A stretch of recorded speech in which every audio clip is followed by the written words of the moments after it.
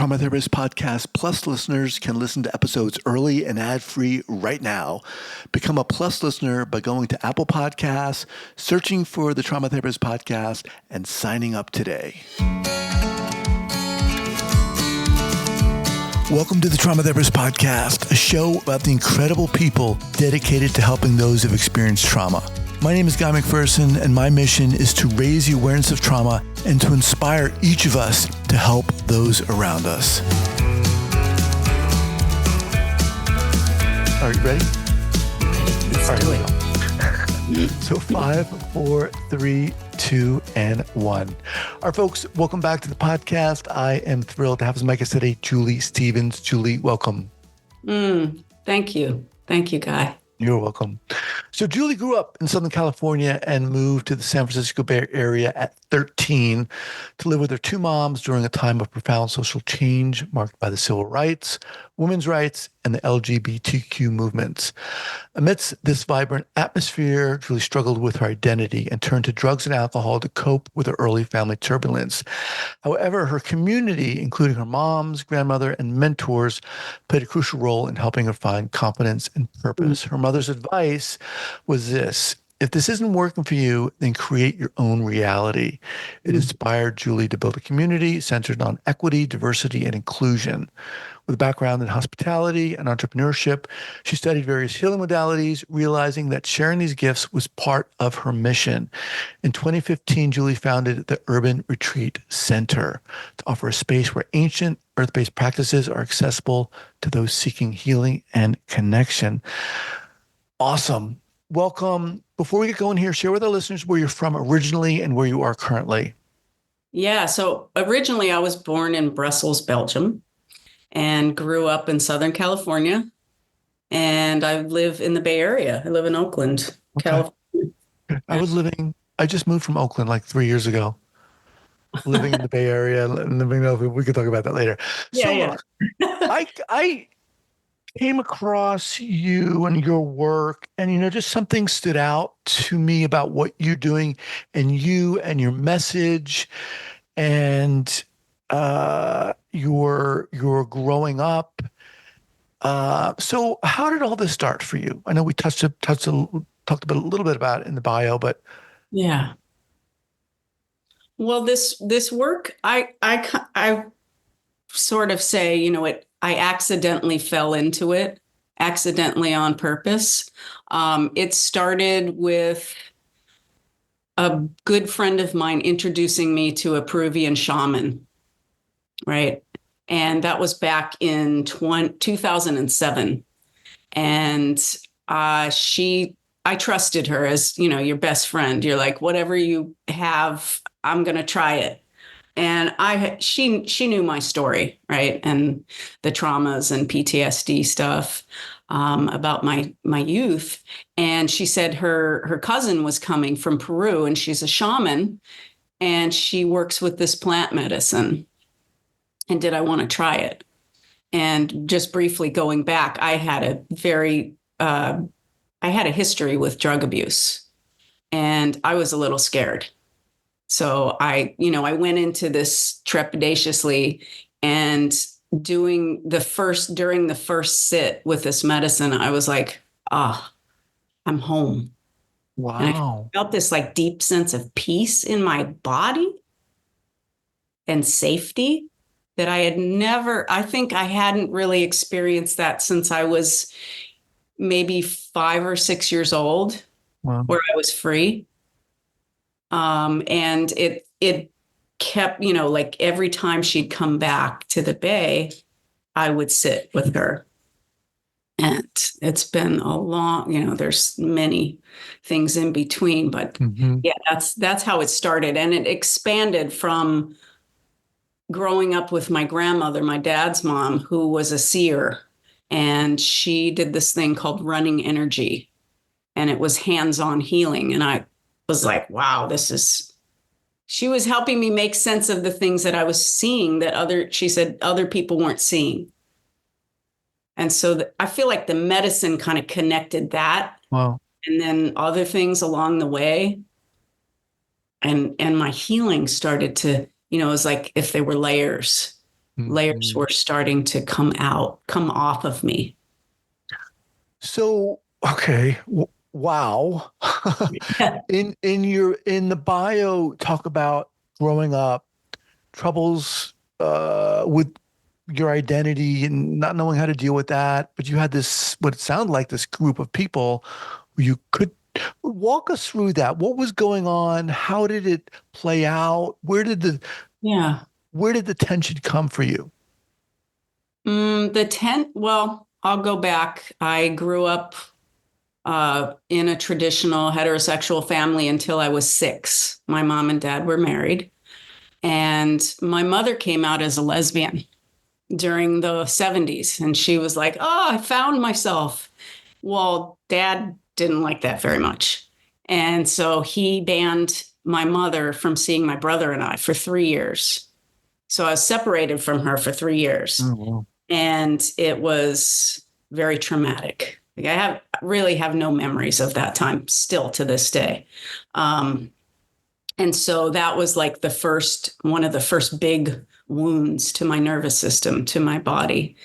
And it just kept, you start feeling like you don't have an identity. Why did this parent figure leave you?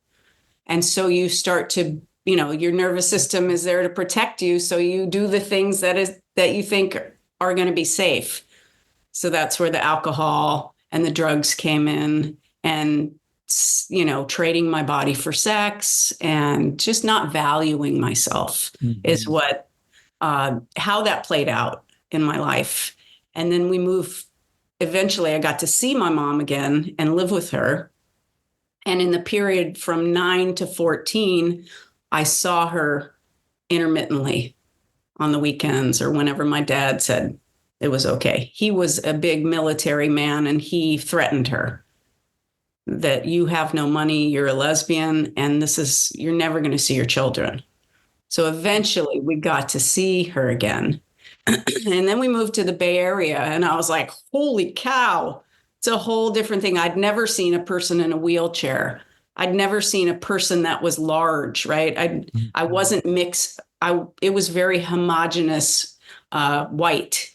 So I'm going to school now with kids of color and queer kids and all kinds of differently abled humans. And I was confused, from growing up in that little sheltered. Right, right.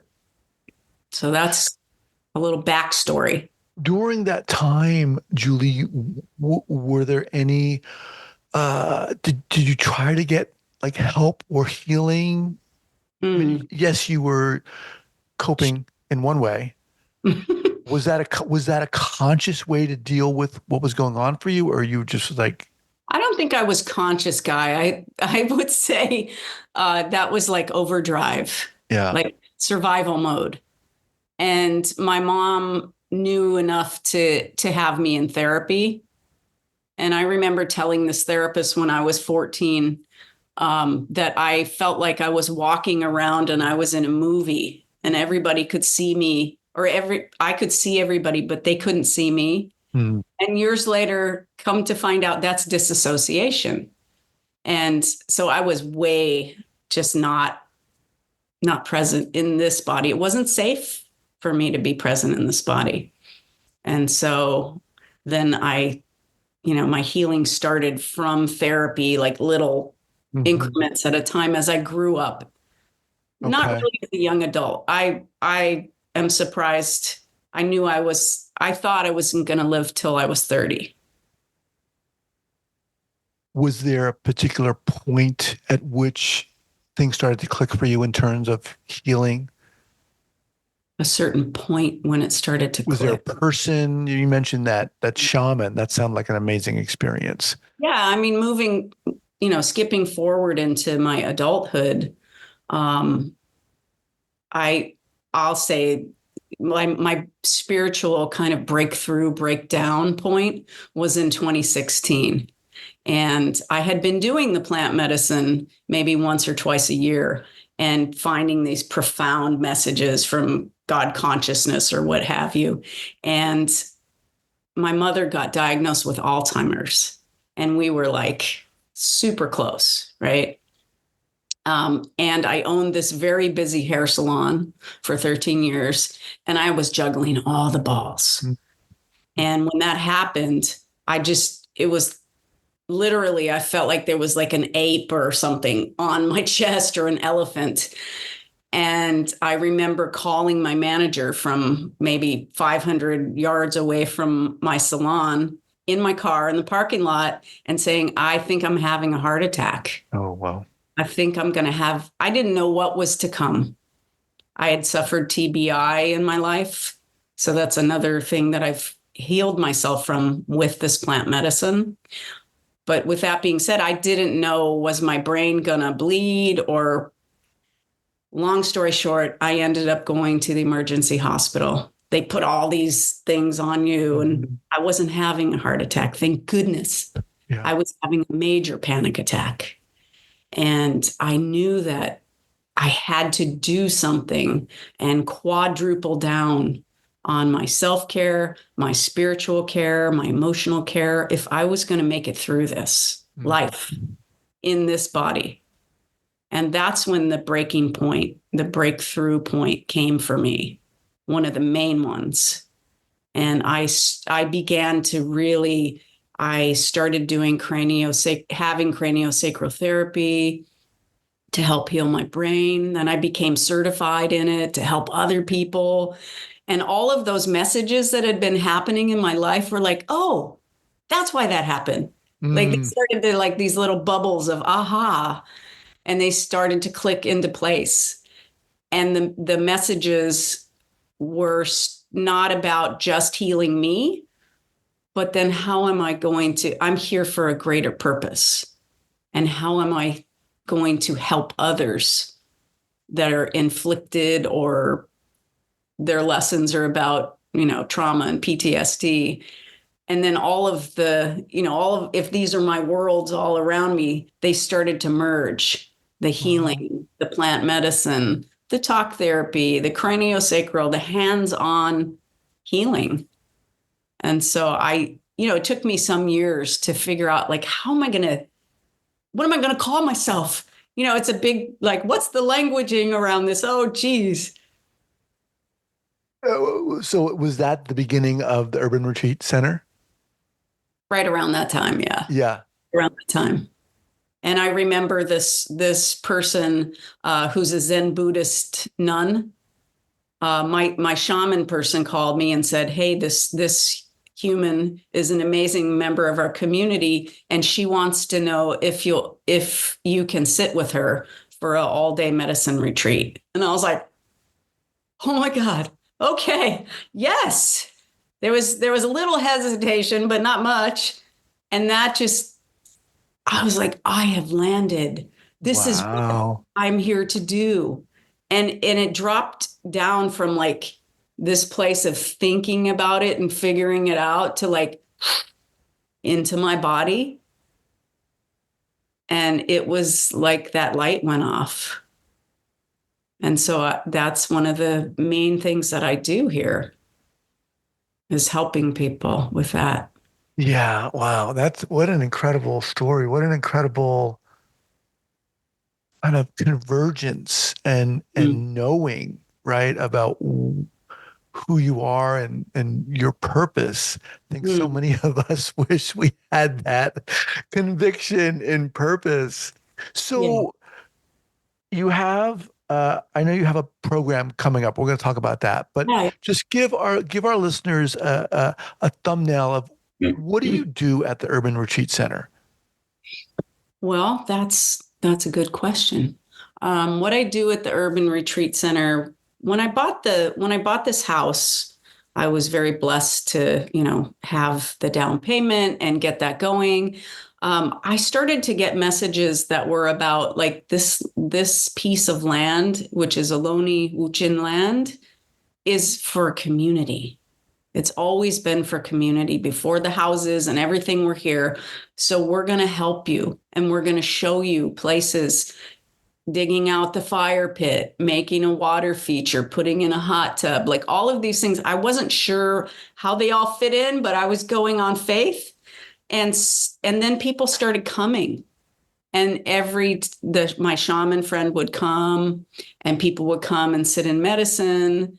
And as I told you before, the Buddhist nun had came to sit with me, and I started like expanding what my human brain could really comprehend and think of, as to like, oh, okay, what do y'all want this to be? Because it's our community space. So now I do group plant medicine ceremonies. I work with one-on-one clients for day-long plant medicine healing, which can include hands-on as well, healing. I do women's moon circles and fires. And I also host people who are in the spiritual healing, whether it's art therapy or making like herbal tinctures to heal your body. I host teachers who come and lead workshops. So Wow. it's a myriad of things. You also said you had a 3-month program coming up. What is that specifically? Yeah, I'm really excited about that. I'm glad you asked. So this is like I'm so excited about this program. It's like I said, bringing all of the modalities that I've been gifted with knowing. It's called Homecoming, and it's a 12-week program that is an online group course, or what people are calling their teachings and learnings and all the things. And it's based on 5 of the messages that I've been downloaded from spirit around healing the nervous system. Right. So it's practical and it's theory. So it's like one session will be about like, what is this and how does the nervous system work, and why am I processing this and having these symptoms in my body? And then the following week will be about, okay, here is the tool, and we practice it. I teach it to them, we practice it. And I think one of the last sessions is around integrating these tools into your daily practice, right? So you can build that up and have what I call the tool belt and practice these things. So it's not just in an emergency situation. Sure. And then in the middle of the program, I'm hosting a 1-day, it's going to be a VIP plant medicine in person. And so the participants will come to, I'm not sure exactly the location, but we're going to do it in Oakland in the Bay Area. And it'll be a 1-day completely safe container being held with myself and somebody who's going to assist me. And that's really about, I've structured it so we start at the foundation, and then we learn these tools and practice them. And then we get to really see, oh, okay, how can I drop out of here into here and begin the healing or continue the healing from my heart space? And this plant medicine is a heart opener, and it turns off our ego brain, and it turns off that conscious, I call shoulda, coulda, woulda brain. And it drops you into gentle and profound messaging, and really your own messaging that we've been, squirrel, we've been like taken out of that. I can't get into that because I got to do the thing and you don't understand or whatever. Right. So 12 weeks, is that meeting once a week online? How many times? Yes, it's going to be once a week online. I've got it written down here. Okay. Weekly 1-hour calls, possibly an hour, 15 minutes, depending on how it goes. And then they'll also be in a community group, like a WhatsApp group. So in between, they have support. And they also have a like-minded community, because I think it's so important is healing what I've learned in my life. It's not about me It's not just about me. It's about how do we heal in community? And I think especially in the Western culture, we're taught that we're just this compartmentalized Yeah. person. And when I've really the medicine and those cultures have taught me to like, oh, expand Right. out of that narrow thinking. Julie, who would you say this program is for? Hmm. This program is for people who are wanting to experience and feel safety and connection in their body, right? Someone who's looking to learn to self-regulate from anxious to calm, self-regulate their nervous system. It's a lot of people. I'm thinking about myself. Especially since the pandemic, right? Nobody's Yeah. really talking about that. Like, whoa, shit, we went through a global shift Yeah. and we're supposed to just come back online. It's also for someone who's looking to be an integral partner in their own healing. Right? As I was saying, like I've learned to contact, I feel humbled and privileged to be able to know like, oh, okay, how do I access and turn on the healing in my hands? Because we all have it. And then put it on my body and see where it wants to go. So it's for those people. You're ready to look in the mirror and love yourself and like yourself and just be like, oh, there's a confidence in that. Mhm. And to access the energetic fact that we are the abundance. It's not separate from me. Like, oh, all the things in my life or the flowers, like I'm actually part of that. Mhm. So it's for people like that and also who want to have a like-minded supportive community. You know, What do you feel like from all of your experience from when you were a young kid and the trauma, TBI? What do you feel you your specialty is to in these offerings? I mean, I think we can hear it, we can all see it and feel it, but how would you articulate that? how would I articulate that? One of the things that I think of myself of being here, I remember doing an Akashic Records reading with somebody, and they said, "You have been a spiritual teacher in past lives and a priest, and you're not sure exactly how that's going to play out this time, but that's what your mission is again." And I knew right away that I was going to be the bridge between communities, between humans.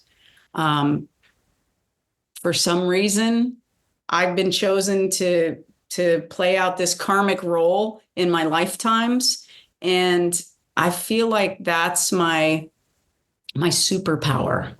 And teaching people that their vulnerability is actually not a weakness, but like it that's where the juice is. That's where the light is, Mhm. right? Because I don't want to I mean I think of myself and I look at other humans, yourself included, like I want to know the real. I don't want to just be like, well, I've read these things in a book and I'm really good at it and I'm going to teach you. That's our ego brain. And I'm good at being able to differentiate that and kind of bring an ease and a calmness into those spaces, the healing Mhm. spaces. That's Yeah. awesome. That's amazing. All right. As we kind of wind down here, how can people learn more about this program? And you said it was called Coming Home? It's called homecoming. Homecoming, rather? Okay. So, yeah, tell us how we can learn more about that. Well, I am just about to launch this program. So it's not out there officially on social media or on my website. It's actually I'm announcing it here first. And so the people that are watching or watching this playback, you'll be able to have $500 off for Oh, mentioning the podcast. Okay. Wow. Saw you on this podcast. They can get a hold of me through my website or actually through my email address, which should I mention what that is? Is that Julie Stevens at Urban Retreat Center, Oakland? That's it. Yep. I'll have that Yeah. linked up here and your website at the show notes page at the traumatherapistpodcast.com. So at this point, when does this start? Starts October 15th. Okay. Yeah. And it runs to the end of December.